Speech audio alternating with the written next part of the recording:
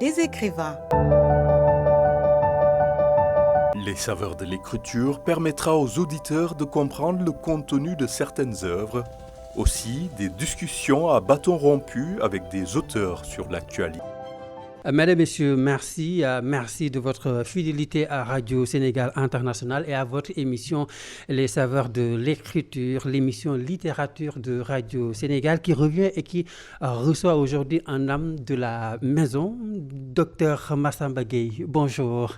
Bonjour Arona, bonjour aux auditrices et aux auditeurs, bonjour à toute l'équipe de RSI. Voilà, docteur, vous êtes écrivain, conteur, chercheur, directeur artistique, poète, critique littéraire, manager et fondateur de Cœur Leyti, la maison de l'oralité et du patrimoine. On vous connaît bien dans la maison, disais-je, puisque depuis 2000, docteur Massamba Gueye, vous animez Contes et légendes, une émission radiophonique bilingue sur les ondes de Radio Sénégal International. Vous avez plusieurs cordes à votre arc, micro d'or du meilleur conteur sénégalais. Vous êtes lauréat 2022 du prix spécial international de la promotion de l'oralité. Mesdames, Messieurs, c'est cet homme que nous avons le plaisir de recevoir aujourd'hui dans les saveurs de l'écriture. Docteur, merci d'avoir accepté notre invitation. Non, c'est moi qui vous remercie. C'est moi qui vous remercie de nous offrir cet espace de communication avec nos lecteurs.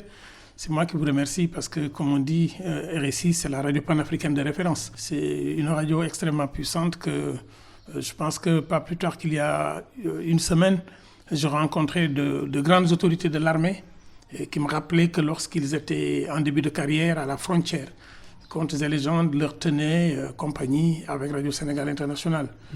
De grands journalistes de la presse culturelle qui sont dans des organes comme APS, etc., pour ne pas les citer, comme c'est des organes d'État, eux aussi me le disent souvent. Aboubakr Sissoko, pour ne pas le nommer, Demba Sissoko, il m'a rappelé qu'à l'heure du déjeuner, leur papa, ils mettaient la radio d'abord, ils écoutaient, ensuite ils mangeaient. Donc Radio Sénégal International, c'est un honneur pour moi d'être invité. Je mesure la portée de l'honneur qui m'est fait aujourd'hui et qui est fait à mon livre. En tout cas, tout le plaisir. Et merci aussi de vous être déplacé et d'avoir eu la mobilité et de venir ici à Cœur Leyti pour enregistrer cette émission. Je suis très content de vous recevoir alors que vous me recevez. Alors, docteur Massamba Gueye, Nayrafet. Nayrafet, pour nos auditeurs, c'est le hashtag qui accompagne tous les textes de votre nouvel ouvrage Viatique pour se muscler la tête. Alors, question simple. Pourquoi Nayrafet? Est-ce à dire que Yufi et Nyarno Bonopi qu'on a atteint un point de non-retour? On n'a pas encore atteint le point de non-retour, mais on tend vers.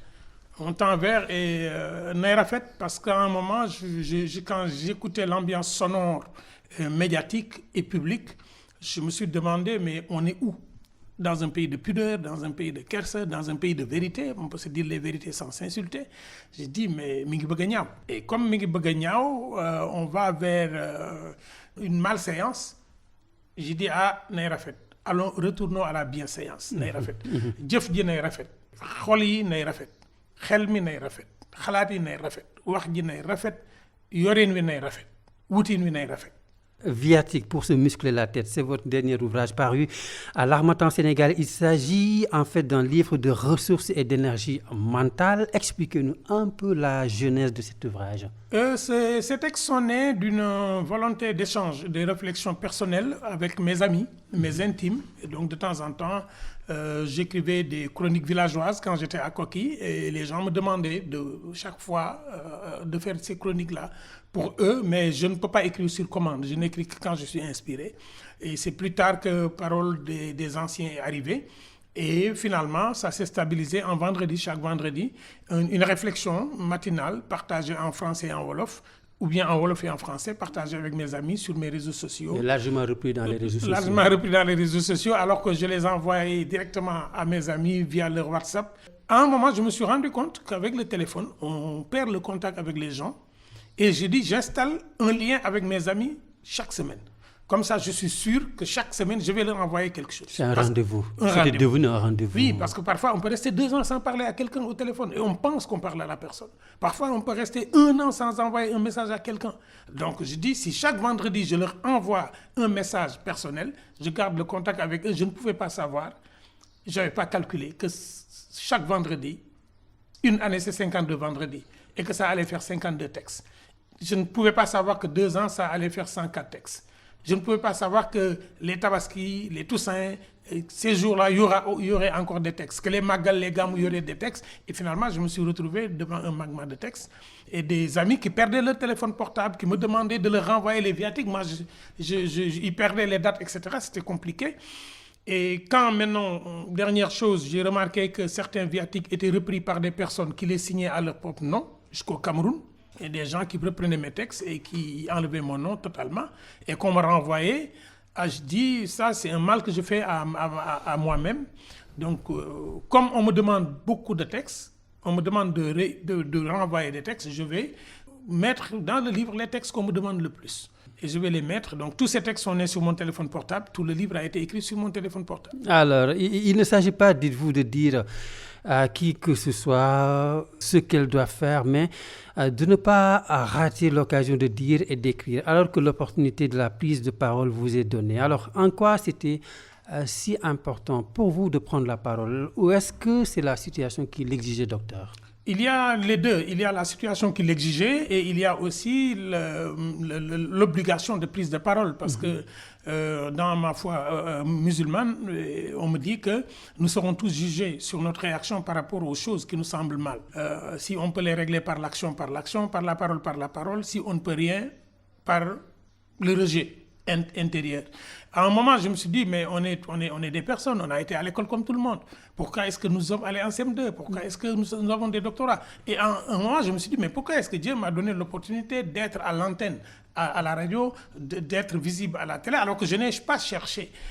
C'est une responsabilité. Et face à cette responsabilité-là, on ne peut pas se taire. Quand on voit certaines dérives sociales, on ne peut pas se taire quand on voit certaines injustices sociales, certaines injustices économiques, politiques, voilà, pédagogiques. Je dis, mais il faut dire, parce qu'on nous jugera, l'histoire nous jugera, et comme nous jugeons ceux qui sont déjà passés. Donc, mais il ne s'agit pas de dire aux gens, je suis bien, non, moi je suis catégorique dans cela, mes propres défauts me suffisent comme obligation et comme travail, pour ne pas voir les défauts des autres. Je n'ai pas de temps de donner de leçons de morale aux gens, mais les réflexions que j'ai sur moi-même, mes doutes, les questions que je pose, je pense que c'est un devoir de les partager parce que je suis professeur de métier. C'est le seul concours que j'ai fait de ma vie. Et enseigner, c'est en classe et en dehors de la classe. Et seulement le monde a tellement évolué, notre Sénégal, y compris ceux qui doivent prendre la parole ont souvent peur. Ça, c'est un constat, docteur. Peur des censeurs, des insulteurs publics. Est-ce que, comme le pensent certains, souvent, la meilleure réponse consiste à observer le silence? Non, mais ça, c'est une fuite en avant. C'est-à-dire, la question, c'est qu'on ne peut pas, un intellectuel, quelqu'un qui est dans une communauté, ne peut pas, par peur de lynchage médiatique, ne pas prendre une position par rapport aux choses qu'il observe, surtout quand il est un analyste neutre. Maintenant, comme je dis, si on a peur des commentaires, il ne faut même pas parler dans sa propre famille. Parce que dans nos propres familles, on commente ce qu'on dit. Si on se donne la liberté de commenter les propos des gens, si on se donne la liberté de regarder la position politique du pays, on peut donner un point de vue sans insulter qui que ce soit. Donc, si on a peur de prendre la parole, ça veut dire qu'on subit un terrorisme intellectuel. Et pour moi, c'est le pire des terrorismes. Mais il ne faut pas se taire, il faut continuer à parler. Il faut prendre la parole. Alors, tout le monde est expert en tout aujourd'hui. Est-ce à dire que les vrais praticiens, les experts ont démissionné? Mais les experts n'ont pas démissionné, on ne leur tend pas le micro. Parce qu'on cherche le buzz. Parce que les vrais professionnels n'ont pas le micro tout le temps. Les vrais professionnels, quand ils ont le micro, ils le tendent aux experts. Mais ceux qu'on a ramassés de quelque part et qu'on a mis à l'antenne, ces gens qui ne sont pas dans la recherche du contenu, ils cherchent des vues, ils n'interrogeront jamais les experts. Et comme vous l'avez dit, combiné à cela le terrorisme des réseaux sociaux, on a des experts en tout, mais experts en tout, c'est experts en rien du tout. À la fin d'un match de football, on ne va pas interroger le footballeur, on va interroger le ministre qui est aux tribunes. Qu'est-ce que le ministre a à dire? C'est le footballeur qui est l'acteur, c'est lui qu'il faut aller interroger. Donc il faut qu'on change ces pratiques-là aussi. Quand il y a un accident de bus, on ne va pas voir les techniciens de la cinétique, on ne va pas chercher les chauffeurs et on va chercher le syndicaliste. Le syndicaliste, qu'est-ce qu'il sait de la mécanique? Qu'est-ce qu'il sait de la cinétique? Qu'est-ce qu'il sait de la fabrication du véhicule? Il va donner un point de vue politique, idéologique sur un accident. On ne va pas interroger le psychologue pour qu'il parle de l'accompagnement nécessaire aux victimes, etc. Donc, le problème qu'on a, c'est que les experts ne se sont pas tus, mais les experts ne sont pas de bons clients. Mais comment cette démission collective, ça m'engage, docteur, des sachants ont pu impacter aujourd'hui sur ce qu'on peut qualifier aujourd'hui de déstructuration du tissu social? Mais il y a comme vous le dites, hein, ce que je vous le concède, il y a une démission de certains sachants qui s'arrêtent à publier des textes pour le CAMES, ils s'arrêtent à publier pour faire une carrière parce qu'ils ne veulent pas sortir de leur confort, mais c'est venu aussi du fait qu'il y a une violence et un égoïsme qui nous touche tous. C'est que chacun s'occupe de sa propre carrière, s'occupe de son évolution, mais ce qui est en face de soi, on n'en parle pas. Il y a une déstructuration de la relation sociale qui fait qu'aujourd'hui, un expert, un sachant qui parle d'un domaine, qu'est-ce qu'on lui oppose? On lui oppose l'homme politique le plus virulent pour l'insulter sur un plateau. Et à partir de ce moment, le discours il devient inaudible. C'est-à-dire que quand on invite un expert, on met en face de lui un expert qui n'est pas d'accord avec lui, ils vont parler technique. N'importe quel politicien est spécialiste du droit aujourd'hui. N'importe quel Massamba Gueye est spécialiste de la religion. N'importe quel guide religieux, n'importe quel chroniqueur religieux, aujourd'hui est spécialiste de la Constitution. Ce qui fait qu'il y a un silence des sachants, et le silence des sachants est pire que des bombes qu'on jette sur un peuple. Et là, ce sont les médias qui ne jouent pas franc jeu. Certains médias, oui, il y a des médias qui font le rôle, mais certains médias, non. Et aujourd'hui, ce qu'on appelle des médias aussi, c'est que vous n'avez pas besoin d'avoir un média classique aujourd'hui. Vous avez besoin de votre téléphone portable, d'un coin, et vous appelez une chaîne de télévision. Il n'y a pas de censure, il n'y a pas de ligne éditoriale, il n'y a absolument rien du tout. Et des gens, ils veulent être célèbres. C'est-à-dire que la course à la célébrité, la course au nom, fait que n'importe qui aujourd'hui est prêt à être invité sur un plateau pour dire n'importe quoi, pour le couper et l'envoyer pour dire je suis sorti. Donc je pense que le silence des sachants ne peut pas se justifier et ne doit pas avoir lieu. Alors, on reste toujours dans le pinch, docteur, l'espace public. Aujourd'hui, docteur, l'argument de la force semble l'emporter sur la force de l'argument. Hélas, le jaïdolé, le koumounse mohom doum, quelle place pour la tolérance dans ce cas? La tolérance n'a presque plus de place au Sénégal parce que quand on est tolérant, on est considéré comme un peureux. Et quand on fait des appels à la paix, souvent quand la situation est tendue et qu'on fait des appels à la paix, c'est vrai que certaines personnes disent ben non, vous faites des appels à la paix parce que vous êtes avec tel, vous êtes contre tel. Non, pas du tout. On en est arrivé à un moment où le mot tolérance signifie peur.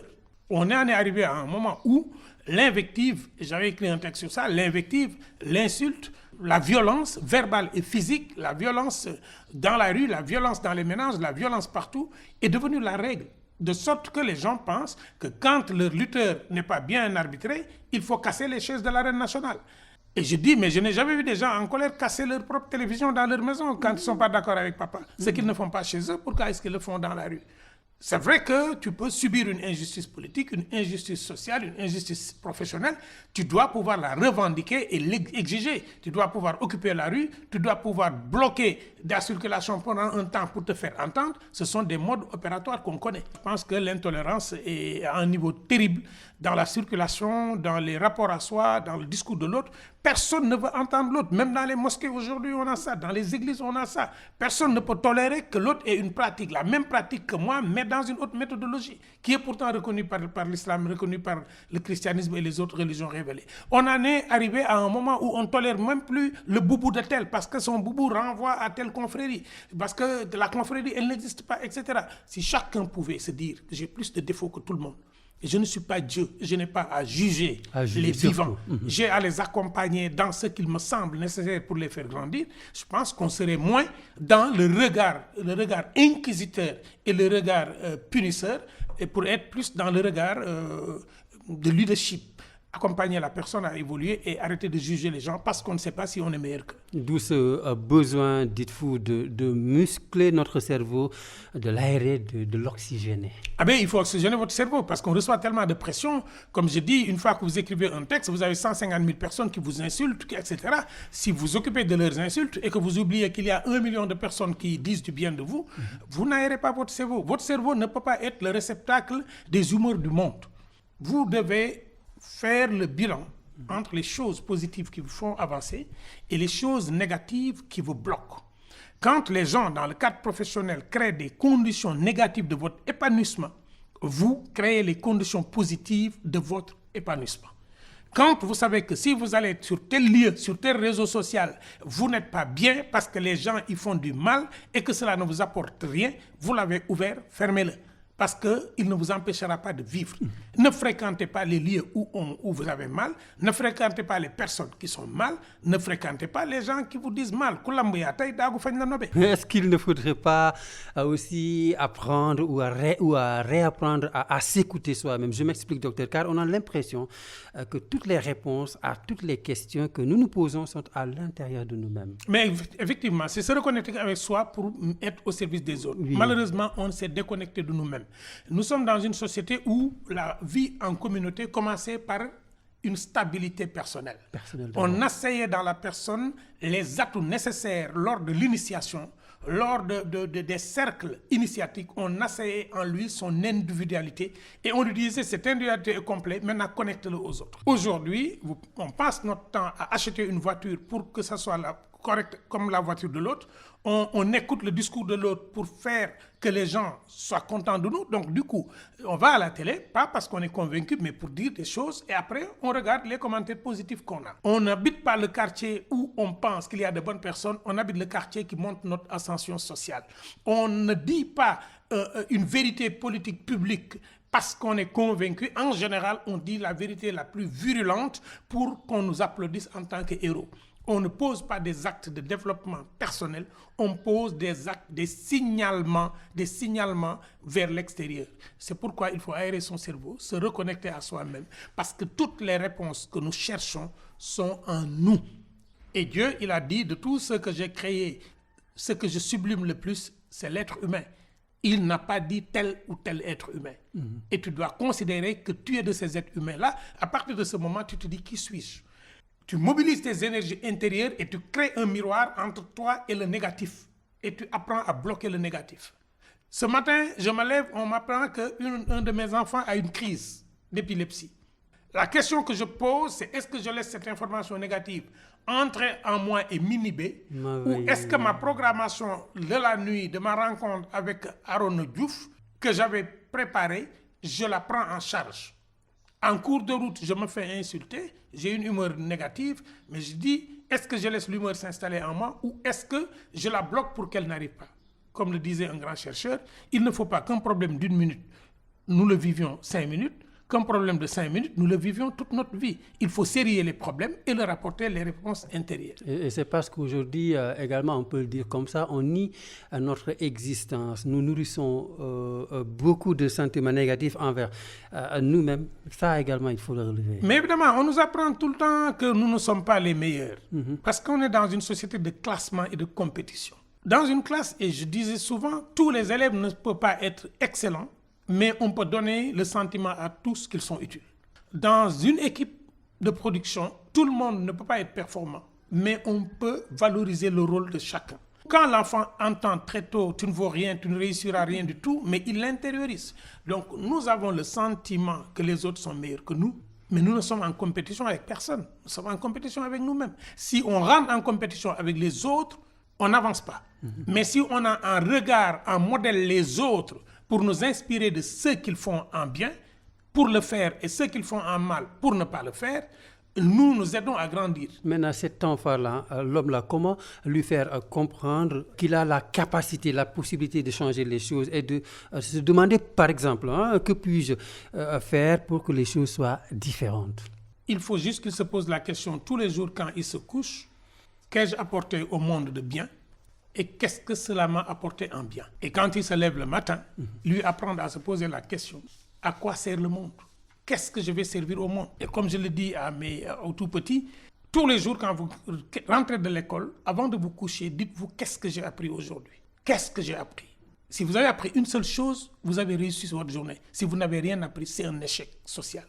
Donc il faut apprendre à nos enfants à poser des actes valorisants, pas pour leur ego, mais des actes valorisants de l'humain. Et quand ils vont apprendre à valoriser l'humain, ils vont se rendre compte qu'ils ne sont pas des torchons et des déchets, mais qu'ils sont une chance pour le monde. Un peu de consolation, une petite pause musicale. Notre besoin de consolation est impossible à rassasier. Texte de Stig Dagerman, mise en musique par Tête Raide et dit par Christian Audivieux.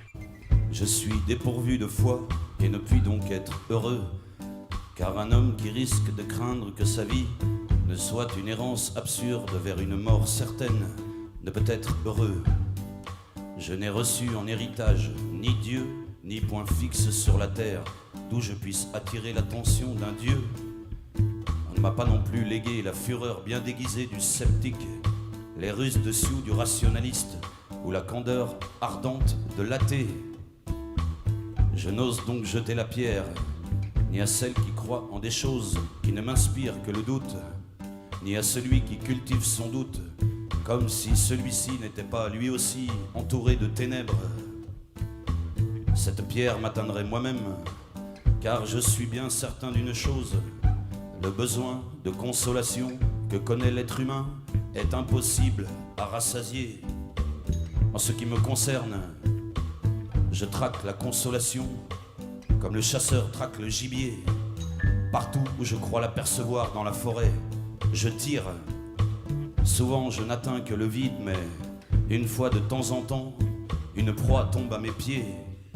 Et comme je sais que la consolation ne dure que le temps d'un souffle de vent dans la cime d'un arbre, je me dépêche de m'emparer de ma victime.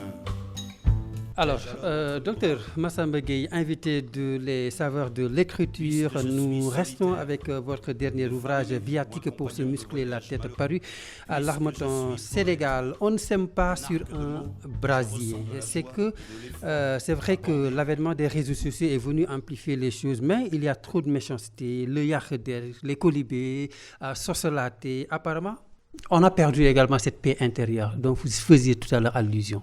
On l'a perdu et je pense que Stig Dagerman dit bien, en ce qui me concerne, je traque la consolation comme le chasseur traque le gibier.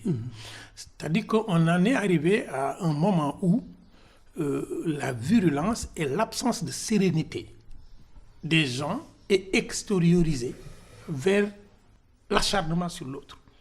Quand toute votre journée, vous la passez à souhaiter le mal à quelqu'un, à vous morfondre de la réussite de l'autre, vous n'avez pas un problème avec lui, c'est avec vous-même que vous avez un problème. Ça devient un blocage. Ça devient un blocage. Vous avez l'impression que c'est l'autre qui est le problème, c'est vous qui avez un problème avec vous-même que vous n'avez pas encore réglé. Vous ne pouvez pas vivre comme si votre cœur était en ébullition. Il ne faut pas transformer votre cœur en un volcan actif de peine et de douleur. C'est le siège, le réceptacle des émotions. Mais il faut que ce siège-là soit un siège de douceur. Et ce qui vous le permet, c'est la reconnexion à soi par la solitude de temps en temps. Savoir être seul. Se mettre à l'écart. Et se regarder dans une glace pour se dire, suis-je quelqu'un de bien? Et si vous vous rendez compte que vous ne pouvez pas vous regarder les yeux dans les yeux, cela seul dans une glace, qu'à chaque fois que vous posez la question, vous baissez la tête, vous devez vous interroger.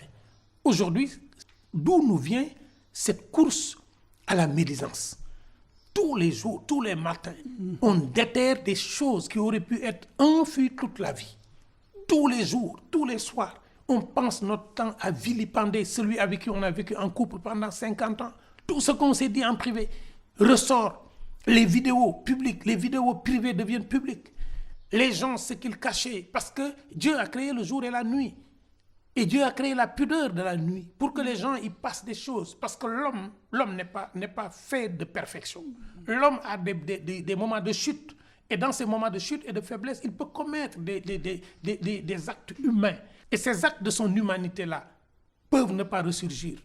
Mais au Sénégal, aujourd'hui, vous êtes imam, on va chercher si dans votre jeunesse, vous étiez gardien de but, ou bien est-ce que vous organisiez des collèges de rats pour dire non, il ne mérite pas d'être imam. Aujourd'hui, au Sénégal, vous êtes ministre, ce qu'on va regarder, si votre maman avait déjà détourné une tontine, si votre grande sœur avait déjà une grossesse hors mariage, on ne s'intéresse pas à votre évolution. Et quand on nomme quelqu'un à un poste, quand on nomme quelqu'un à une responsabilité, on entend souvent dire, on attend son échec. Non, on doit prier pour sa réussite. Donc je pense qu'on en est arrivé à une sorte de crime, de crime du bien. Être bien, c'est criminel. Alors, on t'empêchera de réussir ta vie, de détruire socialement, humainement, politiquement. Pourtant, ce qui est bizarre, docteur, on peut bien cheminer ensemble. C'est ça la réalité aussi. Mais la réalité, c'est qu'on a 2 pieds, on a 2 bras, on a 2 yeux, on a 2 trous de nez, on a 2 lèvres en haut, on a 2 oreilles. Dieu nous a mis en dualité. On doit pouvoir cheminer, chacun doit pouvoir réussir sans que ça ne dépende de l'échec de l'autre. Et c'est pourquoi je pense qu'il faut qu'on repense aujourd'hui même notre système d'enseignement. Parce que le repenser dans le sens où on dit aux enfants très tôt, sama sac, mon sac, sama goûter, mon goûter, sama classe, sama. On est dans la notion de je. Et ces individualités-là, cet individualisme-là, ces enfants qui ont grandi avec leur goûter seul, leur sac seul, leur truc seul, ces enfants-là aujourd'hui sont dans la rue. Donc je pense qu'il nous faut plus d'empathie. Et comment nous réconcilier avec nous-mêmes? Mais se réconcilier avec soi-même, pour ceux qui sont dans les religions, ils disent qu'il faut se reconnecter avec celui qui vous a créé par la prière. Deuxième chose, se réconcilier avec soi-même, c'est aussi savoir qui on est. Comme on le dit dans nos langues, si vous ne savez pas qui vous êtes, vous ne pouvez pas savoir qui est l'autre. Et pour se reconnecter avec soi-même, c'est se fixer des priorités et des ambitions par rapport à soi-même pour le bien de soi et pour le bien de la communauté. Mais on ne peut pas se permettre d'être un sac qu'on traîne, d'être une feuille qui subit le gré de tous les vents. Il faut qu'on soit un pieu attaché à une terre, à des convictions, mais qui se laisse embrasser par des vents d'innovation. Docteur, la colère, on le constate, les gens ne sont pas contents. Ils sont colériques. Pour un rien, on s'emporte. On se lance dans des conflits infinis et des contradictions stériles. Parfois, on est en colère, on ne sait même pas pourquoi on est en colère. Ce qui est grave. Et je me pose la question si... il y a parfois des raisons véritables d'être en colère. Mais on nous interdit d'être en colère en tant que croyants. Et nos modèles, qui sont des modèles positifs, nous interdisent d'être en colère. Qui d'autre que ce qui pouvait être plus en colère que Serigne Touba, dans tout ce qu'il a vécu. Là, il était. Non. Il y a des moments où, dans le processus humain, si on veut avancer, on cherche les modèles positifs de résilience. La véritable résilience, ce n'est pas le fait de se relever de quelque chose qui est mal, c'est d'avoir la capacité à ne pas sentir qu'on le subit. Comme l'enclume résilient par rapport au marteau et au fer. L'enclume subit, mais l'enclume ne change pas de forme. Mais c'est parce que l'enclume sait subir que le fer, lui, qui est sur l'enclume, change de forme et laisse l'enclume dans sa forme initiale. La colère attaque le fer et change sa forme. Mais l'enclume qui n'est jamais en colère ne change pas de forme. Le danger de la colère, c'est qu'il nous sépare de 2 choses essentielles. La lucidité et surtout la clairvoyance. Et Fatou Diop nous dit que cette colère-là, elle étouffe les idées. Mais oui, parce que je pense que quand on est en colère, on est fou. Et on nous dit quand la colère vous trouve debout, asseyez-vous. Si elle vous trouve assis, couchez-vous. Si elle vous trouve couché, levez-vous et buvez. En début de ma carrière d'enseignant, j'étais très nerveux en tant que jeune ambitieux qui voulait tout réussir, que ses élèves comprennent. Un vieil enseignant de Cambérène, qui était surveillant au lycée des Parcelles à Séni, m'a appelé un jour, il m'a dit « Je sais quel est ton problème. À chaque fois que tu es en classe et que les élèves font des choses qui te mettent en colère, change d'espace, va au balcon, respire, calme-toi et reviens. » Et j'ai compris donc qu'au lieu d'être en colère contre les autres, il faut apprendre à dominer sa colère. La dominer et la transformer en énergie positive pour trouver des solutions à ce qui nous accable. La colère est extrêmement dangereuse et pernicieuse. Maintenant, quand quelqu'un vous met en colère, c'est qu'il est plus fort que vous. Parce qu'il a réussi à détruire votre organisation émotionnelle. Et laisser quelqu'un détruire votre organisation émotionnelle, c'est lui donner les moyens de vous affaiblir. C'est pourquoi quand on est en colère, parce qu'on est un humain et on a la bile mauvaise, la première des choses, c'est qu'est-ce qu'on fait de cette colère?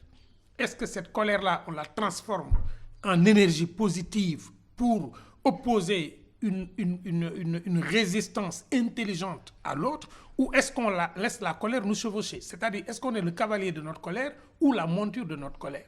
Quand on est la monture de notre colère, on répond à la colère par la colère. Celui qui a provoqué la colère, il a mis le feu en nous, et ce feu-là, on va en faire un brasier et ce brasier-là va être jeté sur lui. On pose sur la colère 2 choses. Pour ceux qui croient aux religions, on dit la prière et la réconciliation avec Dieu. On nous dit, vous voulez ne pas être en colère, calmez-vous. Et quelles sont aussi les références que vous avez? Quand on vous fait quelque chose, vous comparez à Serigne Touba et vous dites, quand Serigne Touba était dans cette situation-là, s'était-il mis en colère? Non, il ne s'était pas mis en colère. Ai-je le droit de me mettre en colère? Oui, j'ai le droit de me mettre en colère. Dois-je me mettre en colère? Oui, je dois me mettre en colère. Mais est-ce que j'ai l'opportunité de ne pas porter cette colère-là sur moi? Oui, j'ai l'opportunité, donc je ne la porte pas. Parce que celui qui veut vous affaiblir, il vous déstabilise. Et pour vous déstabiliser, il vous met en colère. Et quand vous êtes en colère, avec votre femme, dans la chambre, la première des choses que vous allez faire, c'est sortir de la chambre. Sinon, vous pouvez faire quelque chose d'irréversible. J'interviens beaucoup dans les prisons. Je travaille beaucoup dans la confidence avec certains prisonniers et certaines prisonnières. Je connais des prisonnières, des détenus qui ont eu des moments de colère extrêmement graves. Et dans les talks que je fais, dans les échanges que je fais pour leur enseigner le récit de leur propre douleur, je me suis rendu compte qu'il leur a manqué quelque chose quand ils étaient en colère, de se poser.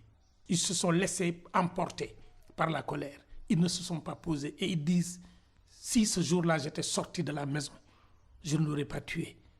Pourquoi est-ce que je ne suis pas sorti de la maison? J'aurais dû fuir quand il a commencé à parler. Mais mon ego, l'ami de la colère, ce qui irrigue la colère, c'est l'ego. Votre ego se gonfle et vous dit, montrez-lui qui vous êtes. Montrez-lui votre position. Montrez-lui votre nom de famille. Et cette colère-là est le pire ennemi de l'individu, c'est l'arme absolue de Satan. Docteur Massamba Gueye, invité de Les saveurs de l'écriture, l'argent déshumanisant. Comment résister, docteur, à la tentation de l'argent dans ce monde où, j'ai vraiment envie de le dire, peu importe, l'essentiel, c'est d'amasser beaucoup d'argent pour avoir une place de choix socialement parlant.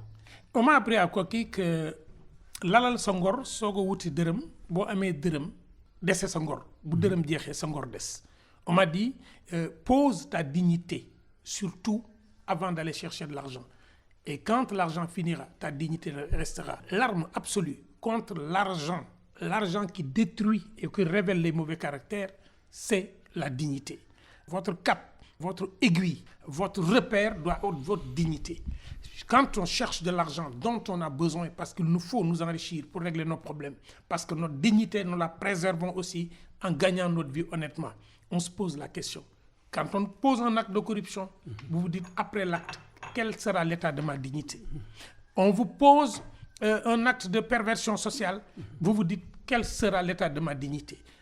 Pour avoir de l'argent licite, pour vivre de l'argent honnête, pour ne pas céder à la tentation de l'argent qui détruit les relations, qui déshumanise, on lui oppose la résistance de la dignité.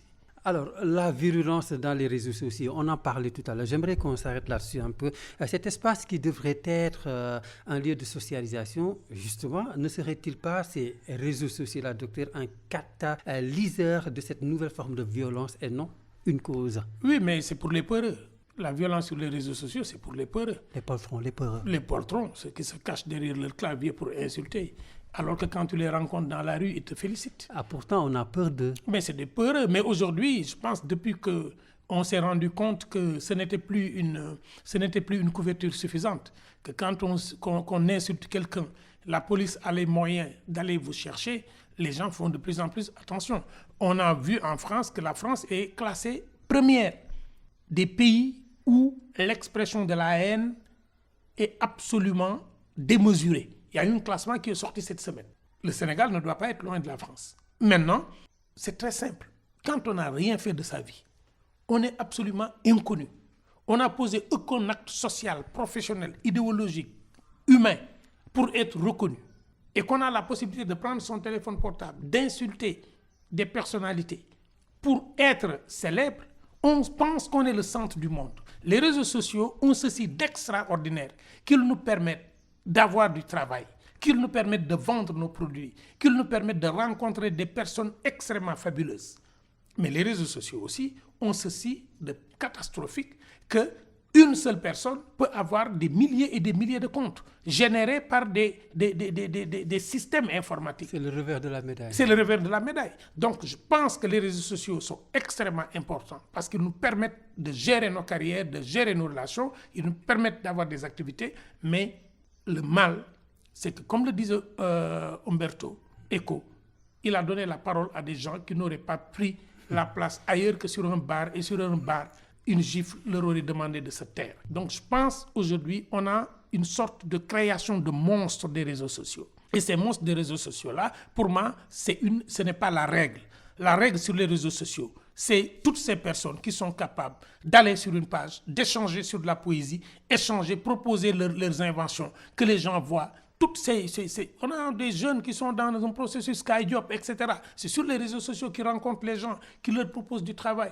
On a des influenceurs extraordinaires comme les Oumi Regina Sambou, les Fanta Sénégal, les Dior Sénégal. On a d'autres comme les Khalil Sis, etc. au Sénégal. On a d'excellentes personnes qui sont extraordinaires. Donc on a aujourd'hui au Sénégal des gens qui comprennent à quoi servent les réseaux sociaux. Et d'autres qui ne peuvent même pas prononcer le mot, qui vont te dire réseaux sociaux et qui quand même... Mais ils deviennent célèbres. Et le danger, c'est que quand on fait un post, parfois, on pense que le post touche les gens. Mais vous faites un post, vous parlez mal de l'émission de Aaron Diouf, vous vous rendez compte que vous n'avez que 5 clics. Vous pensez que le potentiel qui est sur Internet est un potentiel qui vous a vu. Personne ne vous a vu. Vous avez parlé, vous avez 1 milliard de vues, oui, mais on sait comment on achète les vues. On sait comment les artistes payent des agences pour avoir des vues. On sait comment des hommes politiques payent pour avoir des vues. On le sait, c'est des mécanismes générés par de l'intelligence artificielle pour booster les pages. Mais les réseaux sociaux ont rendu fous des gens qui étaient totalement détraqués. Mais ils les ont rendus plus fous. C'est leur folie que les réseaux sociaux ont détraqués. Et ces gens-là, pour moi, ils ne sont pas faits pour les réseaux sociaux et ils doivent être interdits des réseaux sociaux comme certains fous sont interdits de stade. Et ce qui nous amène à parler un peu de la pensée unique. Vous appelez à la résistance, restez droit dans ses bottes contre la meute, restez droit dans ses bottes pour transmettre une fierté à ses descendants et descendantes, droit dans ses bottes pour tenir tête aux dictateurs et dictatrices des nouvelles idéologies, restez droit dans ses bottes par droit à la différence d'opinion. D'abord, docteur, est-ce qu'on est toujours libre, ici au Sénégal, de dire ce que l'on pense? Ah non. Au Sénégal, les gens veulent que vous dites ce que vous voulez, ce qu'ils veulent entendre. On n'est plus libre. Si on est faible, les gens créent une condition de non-liberté, vous devez créer les conditions de votre liberté. Les gens qui veulent que, sur le plan religieux, moi je vois comme eux, ces gens-là, c'est des dictateurs. Parce que dans ma religion, on dit la iqra. Ils doivent me donner par pédagogie les exemples nécessaires par leurs actes et leur démarche pour que j'adhère à leur vision. Mais qu'on me dise que je ne peux pas faire ceci, je ne dois pas faire ceci, qu'on me l'explique et qu'on me laisse faire mon choix. Et ce que vous appelez terrorisme intellectuel. Le terrorisme intellectuel, c'est ça. C'est-à-dire dire que tout le monde doit être libéral, tout le monde doit être socialiste, tout le monde doit être ceci ou cela. Non. On expose les possibles aux individus et les individus, dans ces possibles, prennent des choses, tant que c'est dans les limites de la moralité. Et dans la conviction également. Et dans la conviction aussi, dans la conviction personnelle, c'est-à-dire que vous avez foi en quelque chose. Vous savez que c'est ça votre position. Vous êtes de telle obédience politique. Et on veut aujourd'hui que vous ne soyez pas de cette obédience-là. Convainquez-moi par votre programme, convainquez-moi que j'ai tort. Mais vous ne pouvez pas me dire, si je dois ouvrir la bouche, c'est pour dire ceci. Il ne faut être le porte-parole de personne, le haut-parleur de personne, l'écho sonore de la souffrance et de la frustration de personne. Il faut garder, l'individu doit garder sa capacité à dire non pour que son oui ait un sens. Sa capacité à dire oui pour que son non ait un sens. Au Sénégal, nous sommes sous le joug du terrorisme. Vous n'aimez pas un lutteur, ceux qui sont contre le lutteur sont prêts à attaquer votre maison. Mais pourquoi est-ce que je dois aimer votre lutteur, bon sang? Il ne me plaît pas, tout simplement. Parce que c'est l'autre qui lutte d'une manière qui me plaît. Je suis supporter du Jaraaf, je ne suis pas supporter de la Jeanne d'Arc. Je suis supporter de la Jeanne d'Arc, je ne suis pas supporter de la GIA. Et Dieu dit, je vous ai créé dans votre diversité pour que vous voyez les merveilles du monde et que vous vous enrichissiez mutuellement. Dieu aurait pu créer un seul être humain, ayant une seule pensée, une seule religion, une seule langue. Mon Dieu, est-ce qu'on va demander à tout le monde d'être des Wolofs? Est-ce qu'on va demander à tout le monde d'être des Diola? Est-ce qu'on va demander à tout le monde de manger du riz à midi? Pourquoi est-ce qu'on veut que les gens pensent comme vous pensez? Cette diversité-là, au fur et à mesure, est en train de devenir un problème au Sénégal. Il n'est pas en train de devenir un problème au Sénégal. Il y a des gens qui veulent l'utiliser comme moyen d'acquisition de position, de richesse ou de renommée. Et nous ne permettrons pas ça. C'est-à-dire que les gens sont libres. Quand vous pensez que quelque chose est injuste, dénoncez-le. Mais vous l'avez dénoncé par la parole. Il y a quelqu'un qui, lui, en ce moment, le dénonce d'une manière souterraine dans les lieux plus efficaces que votre action publique. Laissez cette personne en paix. Vous êtes dans la rue, vous défendez l'école, vous êtes syndicaliste. Il y a un enseignant comme Ninche qui passe son temps à rénover des classes, qui passe son temps à construire des classes. Il y a des gens qui passent leur temps à creuser des puits. Personne n'est au courant. Il y a des gens qui passent leur temps à chaque mois laisser de l'argent dans les pharmacies pour qu'on paye les ordonnances des pauvres. Est-ce que vous êtes informés? Et ces gens, vous les interpellez. Mais ce qui est le plus drôle, c'est que quand vous interpellez un adulte, vous interpellez une personne en public pour lui dire « Mais dites, vous avez oublié que vous avez quitté votre maison avec votre papa et vos oncles. » Commencez par leur imposer de dire ce que vous pensez. Je pense qu'on doit être libre d'avoir des opinions. Et nos opinions peuvent être confrontées, mais l'unicité d'une opinion mène à la dictature. La dictature, on l'a vu en Chine, on l'a vu en URSS, après les premières et les secondes guerres mondiales. L'unicité de la vue, la dictature intellectuelle, mène à ce que Hitler a fait. Ayez ma vision et restez dans ma vision. Hitler était petit et il avait manipulé les consciences de sorte qu'on pense que la race aryenne devait être la race dominante, alors que Hitler est l'opposé de la race aryenne physiquement. Et c'est ce qu'il faut éviter au Sénégal. Alors, nous sommes une nation plurielle, nous sommes des gens intelligents. Et ce qui fait le charme de ce Sénégal, c'est la diversité des opinions, mais qu'on ne brime personne illégalement, injustement. Qu'on laisse les gens s'exprimer. Alors, ce n'est pas par la violence ou l'insolence qu'on calme sa propre douleur. Rien ne sert de s'invectiver les uns les autres pour se sentir fort ou forte. Tout cela n'est que faiblesse. Docteur Massamba Gueye, on s'arrête un peu sur ce qu'il s'est passé dans le mouvement hip-hop récemment. Ces pics à travers des tubes entre deux rappeurs, Ngaaka Blindé et Akhlou Brick. Un débat de rade paquerette, on peut le dire comme ça, avec des mots qui ont volé bas. Par opposition, je voudrais qu'on revienne un peu sur ce régal, vous l'appelez régal, entre deux éminents écrivains sénégalais, Boubacar Boris Diop et Souleymane Bachir Diagne, des figures intellectuelles qui se sont livrées à un duel âpre autour de l'héritage de Cheikh Anta Diop, historien et figure de proue du panafricanisme. Un moment rare dans ce pays, dites-vous, que vous souhaitez revivre chaque semaine. Mais chaque semaine, j'aurais souhaité que des intellectuels ne soient pas d'accord sur des visions et qu'ils échangent des textes d'une profondeur inouïe à la dimension des textes qui ont été produits par Souleymane Bachir Diagne, professeur, et Boubacar Boris Diop. Ces échanges épistolaires, c'est ce que la mémoire va permettre de construire pour une nouvelle mémoire. Ce qu'on attend de deux grands rappeurs, je connais Akhlou Brick, je connais Ngaaka Blindé, c'est mes neveux, je travaille beaucoup avec le milieu hip-hop. Mais les clashs entre les rappeurs doivent générer des textes d'une grandeur dans l'écriture. On se clash par texte. Et quand on se clash par texte, on se motive à une meilleure écriture. Une motivation. Il a écrit un texte de tel niveau.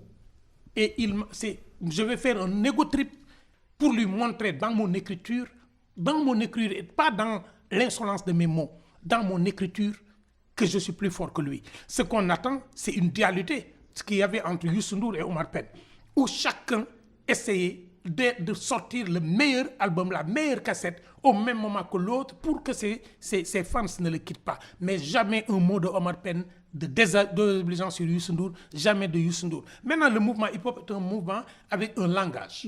Un langage et un code.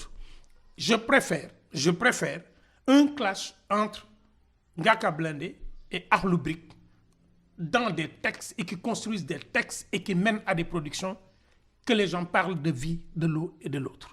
Je préfère un clash entre Aby Ndour et Viviane Ndour dans des textes et des chants travaillant sur la suggestion plutôt que des attaques personnelles de l'un et de l'autre. Je pense aujourd'hui que chaque semaine, si on pouvait avoir des intellectuels qui ne sont pas d'accord, mais qui se respectent dans l'écriture, on se serait enrichi. Est-ce que c'est ce qui manque aujourd'hui dans l'espace intellectuel? Mais ce qui manque aujourd'hui, c'est que l'espace intellectuel n'est plus un espace intellectuel neutre, c'est un espace idéologique. Quand un intellectuel est partisan, l'intellectuel ne peut pas porter un discours qui parle à l'humain. Il est véhicule d'une idéologie, il est militant d'un parti. Parlons un peu de Kër Leyti qui nous reçoit aujourd'hui, un espace où différentes productions liées à la valorisation des processus de conservation par l'oralité trouvent un lieu d'expression. Présentez-nous un peu Kër Leyti. Kër Leyti est un centre de recherche, une résidence artistique, une résidence pour les intellectuels, parce qu'on avait constaté en 2009 que les artistes africains qui venaient ici n'avaient pas de lieu. Personne ne pouvait les accueillir, sauf les institutions occidentales. Et étant des panafricanistes, pas de slogan, nous avons acheté un terrain ici à Keur Massar. Et ce terrain-là, nous l'avons acheté à la suite d'un projet que nous avons mené. Et après, nous avons négocié avec une banque de la place un prêt sur 10 ans, coupé sur notre salaire, pour construire ce centre-là, qui est le lieu où les artistes africains et internationaux viennent, le lieu où les enfants de Keur Massar viennent apprendre à lire, apprendre à écrire, le lieu où les jeunes artistes qui veulent faire des résidences de création viennent gratuitement. Et c'est ça, Kër Leyti, c'est un centre d'oralité. Et aujourd'hui, nous sommes très contents de voir qu'il y a des maisons de l'oralité qui commencent à naître un peu partout en Afrique, à Conakry et un peu partout. Les artistes commencent à comprendre.